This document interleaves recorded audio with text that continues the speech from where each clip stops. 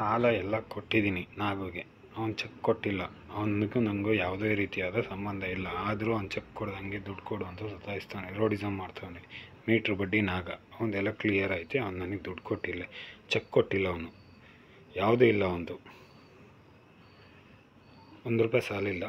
Nandini parlour ನೋಡೋಕ್ಕೂ ಅವನೇ ಕಾರಣ. ಯಾರಿಗೆ ₹1 ಯಾರ್ದು ನಾನು ₹1 ಅವನದ ನಾನು ಸಾಲ ಇಟ್ಕೊಂಡಿಲ್ಲ. ಬಟ್ ಆದರೆ ಹೆವಿ ಟಾರ್ಚರ್ ಕೊಡ್ತಾವನೆ. ಅವನಿಂದಲೇ ನಾನು ಈ ಥರ ಆಗೋಕ್ಕೆ ಕಾರಣ. ನಂದಿನಿ ಪಾರ್ಲರ್ ನೋಡೋಕ್ಕೂ ಕೂಡ ಅವನೇ ಕಾರಣ. ಎಷ್ಟೋ ಜನ ಅವನಿಂದ ಓಡೋಗಿದ್ದಾರೆ ಇಸ್ಕೊಂಡು.